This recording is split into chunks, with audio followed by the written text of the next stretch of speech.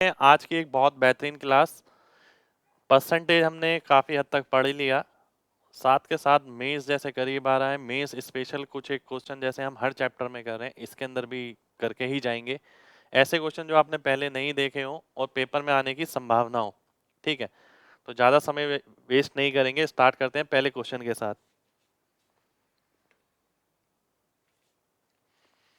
पहला क्वेश्चन है आपके सामने ये, 10% of A% of B, 20% of 20% of A, 30% of A plus B। ठीक है, ये इसके बराबर है। सबसे पहली बात, अगर आप ध्यान से देखें, आपको एक बात बताई गई थी A% ऑफ B या B% ऑफ A, बात एक ही होता है। ठीक है, या AB अपॉन 100। अब आप देखते हैं यहाँ B% ऑफ A है या A% ऑफ B है, यानी 10 प्लस 20 30 हो गया।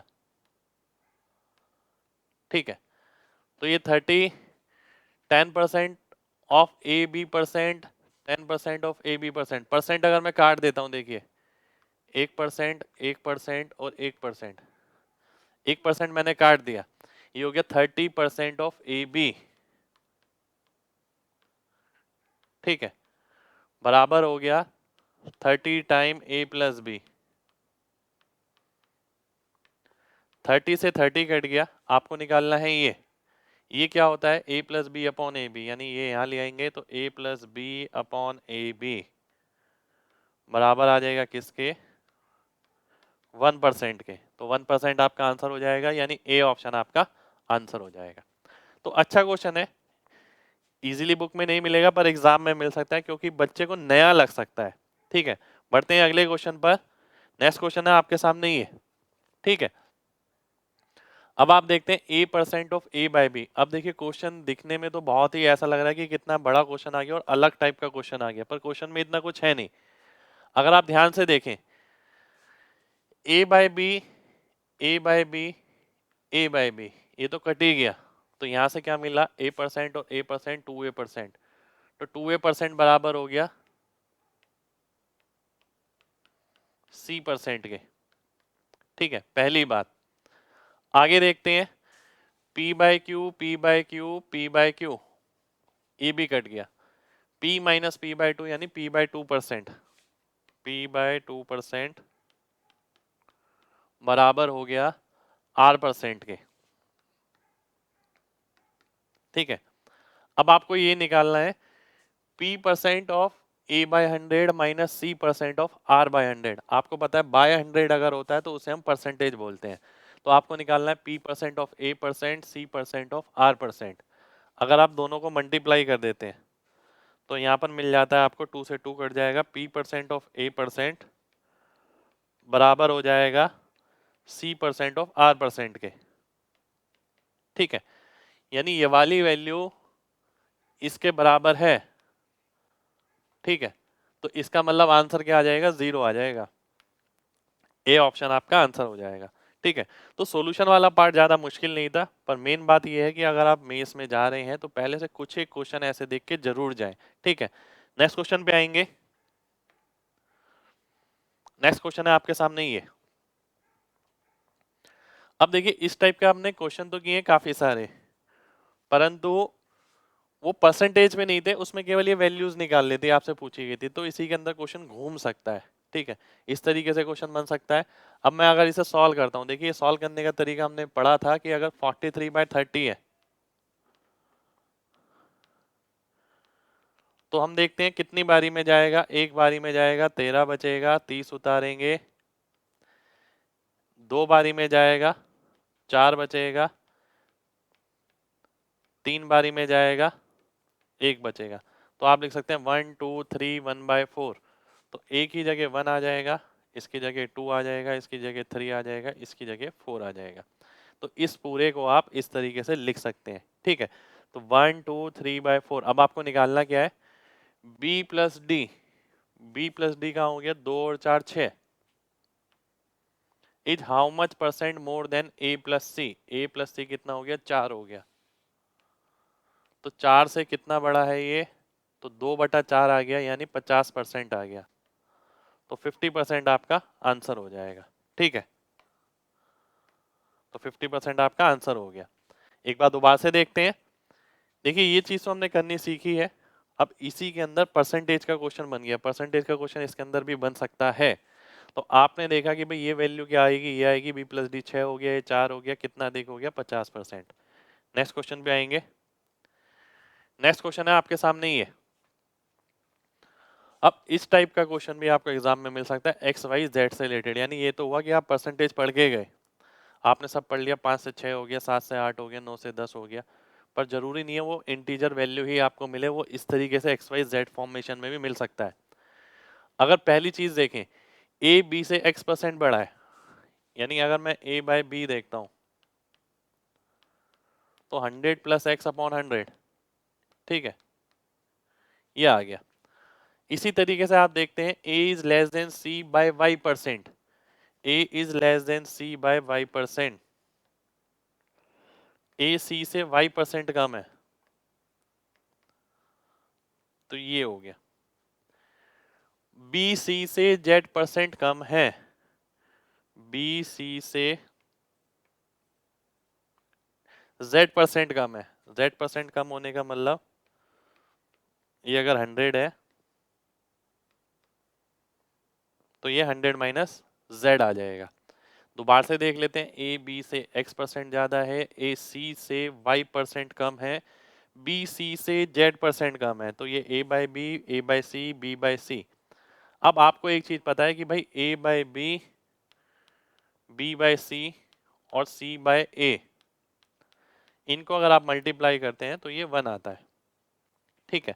इनको मल्टीप्लाई करने पे 1 आएगा, यानी आप बोलेंगे कि 100 plus X upon 100, b by C हो गया आपका 100 minus Z upon 100 into C by A, 100 upon 100 minus Y equal to 1, ये आ जाएगा। 100 से 100 कट जाएगा, ठीक है। तो a by B, b by C, c by A आ गया, इसे आपको सॉल्व करना है। अगर मैं इसे सॉल्व करता हूं, देखिए इसे मैं हटा देता हूं,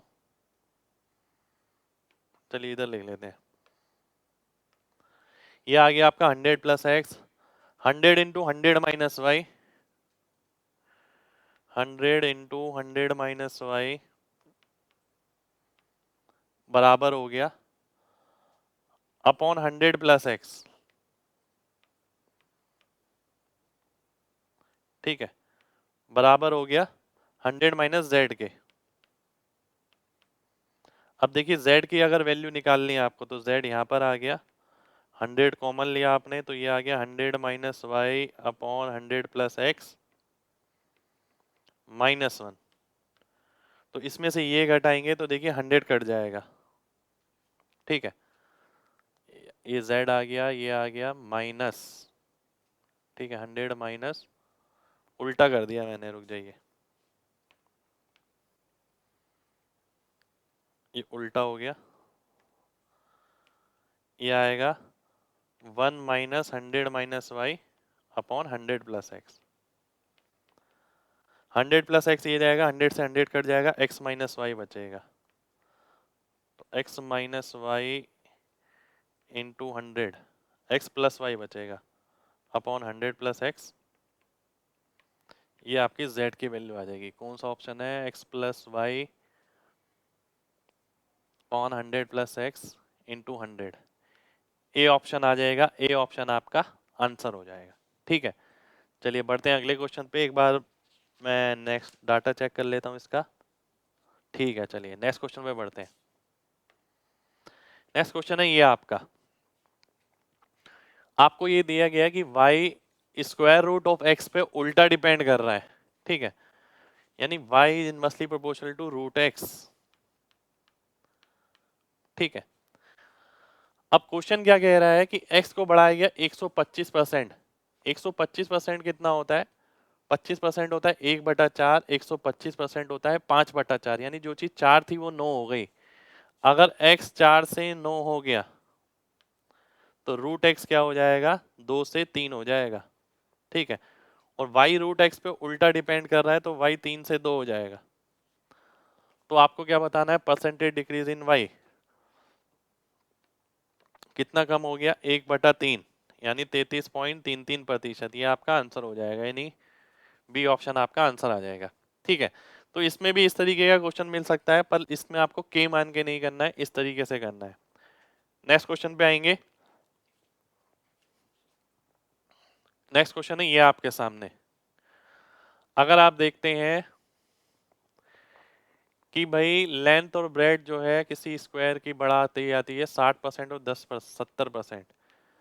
एक स्क्वायर है आपके पास, मान लेते हैं 10x10 का है। ठीक है, ये 60% बढ़ा दी जाती है, 10 से 16 हो गया, ये 70%, यानी ये 17 हो गया। तो एक रेक्टेंगल बन जाता है। अब इसको सर्कल में बनाया जाता है। सर्कल में अगर आप बनाते हैं तो आप देख सकते हैं इसका पेरीमीटर कितना हो गया, 16 17 33 हो गया, 33 दूनी 66। तो 2 पाई, पाई की जगह 22/7 इंटू आर। ठीक है, इससे आपने सर्कल बनाया है। ये इसका एरिया कितना है, 100 है एरिया।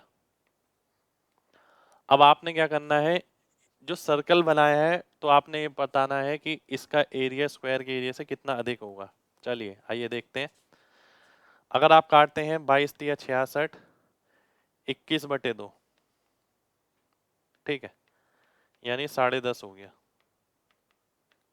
ठीक, अब 10.5 के हिसाब से मैं अगर एरिया निकालता हूं सर्कल का, 7 के हिसाब से आपको पता है 154 होता है।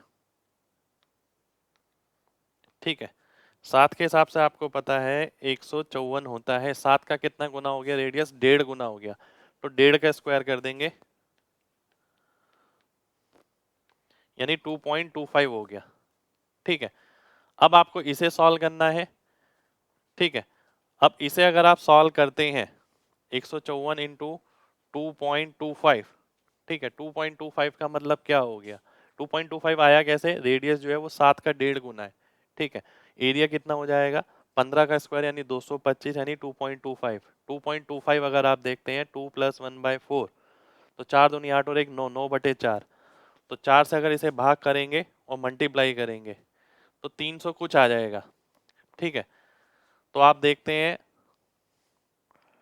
जो नेट परसेंट आएगा, ठीक है, नेट परसेंट ये आ गया आपका 9/4। ये आप देख सकते हैं 154 दूनी 308। ठीक है, 0.25 मतलब डिवाइड बाय 4, 4 से अगर डिवाइड करता हूं मैं, ठीक है, 4 तिया 12, ठीक है, बचा 3, 4 अट्ठे 32, तो 346 के करीब आएगा। ठीक है, 346.5 जो भी आएगा आगे। ठीक है, अब आप देखते हैं 100 से अगर 346 हो गया तो कितना बढ़ गया, ये 246% बढ़ गया लगभग। ठीक है, क्योंकि एक ही ऑप्शन है 246 के नंबर का, अगर 246.2 246.3 होता तो और एक्यूरेट कैलकुलेट करना पड़ता, पर 246 से यहाँ काम चल जाएगा। नेक्स्ट क्वेश्चन पे आएंगे। नेक्स्ट क्वेश्चन है आपका ये। क्वेश्चन आपसे बोल रहा है कि एक बेलन का जो आयतन है वो 37.5% ज्यादा है किसी स्फेयर से। ठीक है, यदि दोनों का रेडियस इक्वल है तो ये बताना है डायमीटर कितना बड़ा होगा इससे।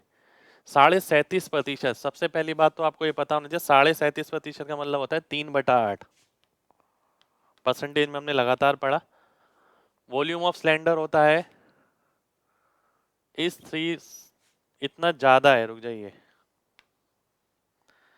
यानी इसका मतलब हो गया कि भाई 3/8 का मतलब है स्फेयर का वॉल्यूम अगर 8 है तो इसका 11 हो गया। ठीक है, क्योंकि इतना ज्यादा है, इतना नहीं है।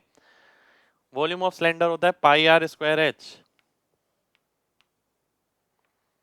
स्फेयर का वॉल्यूम होता है 4/3 πr³, क्योंकि रेडियस सेम है दोनों का तो इसलिए आर सेम लिखेंगे। अब आप देखते हैं पाई से पाई कट गया, ठीक है, 4 से ये 2 कट गया, ठीक है, r³ यानी क्यूब से ये स्क्वायर कट गया, तो आप देखते हैं ये वैल्यू आ गई h/r = ये 3 आ गया, 3 यहाँ पर चला जाएगा, 11/6 आ जाएगा। ठीक है, ये H आ गया, ये R आ गया, 3 ऊपर जाएगा, ये वापस इधर आ जाएगा, 6 से 11। आपको क्या निकालना है? Diameter of cylinder exceed it's height bye, यानी अगर डायमीटर आपने लेते हैं तो 2R करना पड़ेगा, यानी इंटू 2, तो 11/12 आ गया। इसका मतलब है ये इससे कितना बड़ा है? 1/11। 1/11 का मतलब होता है 9.09%।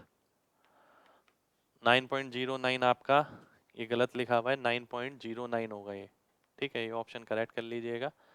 तो 90.9 लिखा था, 9.09% होगा, ये आपका आंसर हो जाएगा। ठीक है, ये एक्सपेक्टेड क्वेश्चन में से है क्योंकि फॉर्मूला भी है। ठीक है, और आता है तो मेंसुरेशन वाले पार्ट में आएगा ये। नेक्स्ट क्वेश्चन पे देखते हैं, क्योंकि इस टाइप के ना पहले भी काफी क्वेश्चन आ चुके हैं 17 में इसके अंदर। नेक्स्ट क्वेश्चन है आपके सामने, ये एक सॉलिड बॉक्स है 30x20x16 का, जिसमें से इतने सेंटीमीटर वाला क्यूब प्रत्येक किनारे से निकाला जाता है। What percent of original volume is removed? Original volume का कितना भाग रिमूव हो गया? ओरिजिनल वॉल्यूम कितना है? 30x20x16। अब देखिए मैंने डायग्राम नहीं बनाया इसमें बेमतलब में, ये शुरुआती वॉल्यूम है और इतना रिमूव हो गया है। 6 का क्यूब, एक क्यूब का वॉल्यूम है और 8 किनारे होते हैं। ठीक है, ये क्या कर दिया गया? रिमूव कर दिया गया। अब आप इसे अगर काटते हैं, ठीक है, अगर मैं इसे काटता हूं, 8 दूनी 16, ये क्या है? 216। ठीक है, 3 और 2 6, तो एक 6 तो कट ही जाएगा, 6 का स्क्वायर बचा। ये क्या बचा? 10 दाम 100 और 200। 200 नीचे है, 36 ऊपर है, तो कितने परसेंट रिमूव हो गया? 18%। ये मेरा आंसर हो जाएगा, यानी सी ऑप्शन आपका आंसर आ जाएगा। तो ज्यादा कुछ नहीं लिखा, केवल जो मुद्दे की चीज थी टोटल वॉल्यूम और वॉल्यूम रिमूव्ड, ये आपने किया और इसके हिसाब से आपने आंसर निकाल लिया। ठीक है, नेक्स्ट क्वेश्चन पे आएंगे। नेक्स्ट क्वेश्चन है ये आपके सामने। अब इस टाइप की परसेंटेज का ट्रेंड है, तो इस टाइप की परसेंटेज आपको मिल भी सकती है। मैंने ये भी बताया था इसके अंदर जरूरी नहीं है कि ऐसे ही मिले। ठीक है, आपने देखा 42 सही 6/7। अब मैंने आपसे बोला था जरूरी नहीं है ऐसा मिलेगा, हो सकता है पेपर में आपको ये मिल जाए, क्योंकि मतलब एक ही है। तो एग्जामिनर इसे कभी भी ऐसे बना सकता है, बात एक ही रहेगी, पर आपको देखने में ऐसा लगेगा इस बार परसेंटेज अलग आई थी। ठीक है, हो सकता है ये लिख दे 42 सही 18/21, बात एक ही है। ठीक है, कोई फर्क नहीं है इसमें, इसमें और इसमें, पर देखने का फर्क है। इस तरीके से आपको अलग दिख रही है, इस तरीके से अलग दिख रही है, इस तरीके से अलग दिख रही है। तो ऐसी ऐसी परसेंटेज आपको मिल सकती है। हो सकता है एग्जामिनर इसे यही कर दे 42 1.2/1.4%। ठीक है, अब एग्जामिनर ने ये कर दिया, तो जो परसेंट ऐसे आती थी वो ऐसे भी आ सकती है, ऐसे भी आ सकती है, वो ऐसे भी आ सकती है। आपको लगेगा इस बार तो कुछ अलग ही आ गया। ठीक है, पर ऐसा हुआ नहीं है, पहले से पता होना चाहिए।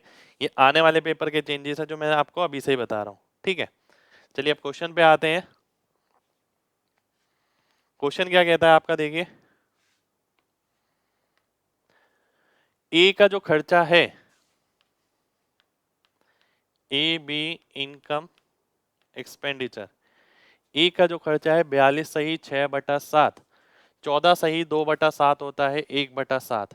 ठीक है, 42 सही 6/7 होगा आपका 3/7। तो ए का जो एक्सपेंस है वो 3 है, अगर ये 7 है। ठीक है, ए की जो बचत है वो 62.5% है। 62.5% होता है 5/8। तो अगर ये 5 बचाएगा 8 में से, तो देखिए सेटिस्फाई हो रहा है, 8 में से 3 खर्च किया, 5 बचा लिया। अब आपसे ये पूछा गया कि बी की इनकम ए की इनकम से कितने प्रतिशत कम है। ठीक है, बी की इनकम बतानी है, ए की इनकम से कितने प्रतिशत कम है? 1/8, तो ये हो गया 12.5%। ये आपका आंसर हो जाएगा, तो 12.5% आपका आंसर आ जाएगा। तो अच्छा क्वेश्चन था, करना कुछ ज्यादा नहीं था, पर आपने पहले से किया होना जरूरी है। नेक्स्ट क्वेश्चन पे आते हैं। नेक्स्ट क्वेश्चन है ये अच्छा क्वेश्चन है थोड़ा। अगर आप ध्यान से देखते हैं, एक वाटरमेलन में 60% पानी है, तरबूज है जिसमें 60% पानी है और बाकी क्या है, गूदा है यानी पल्प। प्रतिदिन 10% पानी इवेपोरेट होता है। अब देखिए जब आप नया नया फल लेकर आते हैं ना, उसका साइज बड़ा होता है, day by day day by day day by day उसका साइज छोटा होता रहता है। साइज छोटा क्यों होता है? क्योंकि उसके अंदर से जो पानी है वो लगातार निकलता रहता है। जो उसके अंदर जो गूदा होता है वो उतना ही रहता है जितना पहले दिन था। अब आपने देखा कि भाई 10% ये रिमूव हो गया, कितना हो गया, 54 हो गया। ठीक है, 2 दिन बाद आपको बताना है।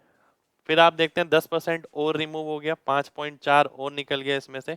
ठीक है, तो 4 तो ये निकल गया और 5, 1.4 और निकालना है, तो 48.6 आ जाएगा। ठीक है, आप देखते हैं कि भाई 2 दिन बाद जो पानी बचा वो इतना बचा, और पल्प कितना बचेगा? पल्प तो उतना ही रहेगा जितना था। ठीक है, तो जो वजन 100 किलोग्राम था, अब उसका वजन 88.6 हो गया। आपसे क्या पूछा गया? What will be the percentage of pulp left after 2 days? कितना प्रतिशत पल्प बचा है 2 दिन के बाद? 88.6। आप देखिए सीधी सी बात है, एक लॉजिकल बात समझिएगा। ये 88.6 हो गया, पल्प कितना है? 40। ठीक है, सीधी सी बात ये है कि भाई जब आप नया तरबूज लेकर आए, उसमें वो बोलता है कि भाई 40% पल्प है। अब जैसे जैसे दिन बढ़ते रहेंगे तो पानी कम हो रहा है, पानी कम हो रहा है तो मतलब टोटल कम हो रहा है। अगर टोटल कम हो रहा है तो पल्प जो 40% दिखता था, अब वो 40 से ज्यादा प्रतिशत दिखेगा। अब आप यहाँ पर देखते हैं कि भाई ये 88 है, ये 40 है। ठीक है, अब ये 88 है, ये 40 है, तो 50% से तो कम ही है, तो ये वाला ऑप्शन कट गया। 40 से ज्यादा होना चाहिए, और 40 से अगर आप ज्यादा देखते हैं तो ये वाला ऑप्शन आ जाएगा। ठीक है, क्योंकि 40 से ये काफी ज्यादा मिलेगा, तो 45.15% आपका आंसर हो जाएगा। ठीक है, चलिए नेक्स्ट क्वेश्चन पे आते हैं। नेक्स्ट क्वेश्चन अगर मैं देखता हूं, है शायद एक और क्वेश्चन है, ये वाला है। ठीक है, आइए देख लेते हैं। एक किताब में 250 पन्ने हैं, प्रत्येक में, अब देखिए इस टाइप के क्वेश्चन में क्या होता है। एक किताब है, ठीक है, उसके अंदर पन्ने हैं, प्रत्येक पन्ने पर लाइनें हैं और लाइनों पे शब्द लिखे हैं। अब यहाँ पर भी यही है, एक किताब है जिसमें 250 पन्ने हैं, प्रत्येक में 36 लाइन है और प्रत्येक लाइन में 64 शब्द लिखे गए हैं। यदि इसी को बढ़ाकर, नंबर ऑफ लाइंस को बढ़ाकर 48 कर दिया गया, ठीक है, और करेक्टर डिक्रीज बाय 24, तो 64 से 40 हो गए। ठीक है, उसके बाद ये बताना है पेजेस की संख्या अब कितनी बढ़ जाएगी। Percentage change in the number of pages. अब आप काटना शुरू करते हैं। 16 चौक 64, 16 तिया 48। ठीक है, फिर आप देखते हैं 4 10। ठीक है, 3 से काटेंगे, 12 बारी में जाएगा और ये 0 से 0 कट जाएगा। 25 इंटू 12, ठीक है, 300 हो गया। तो जो पेज की संख्या पहले कितनी थी? 250। 250 से अब वो 300 हो गई, तो 50 बढ़ गई 250 पर, तो कितना हो गया? 20% आ गया, क्योंकि 1/5 हो गया। ये आपका आंसर हो जाएगा, यानी बी ऑप्शन आपका आंसर आ जाएगा। 20% की इंक्रीमेंट होगी, क्योंकि पेज पहले 250 लगते थे, अब 300 लगेंगे। नेक्स्ट क्वेश्चन पे आते हैं।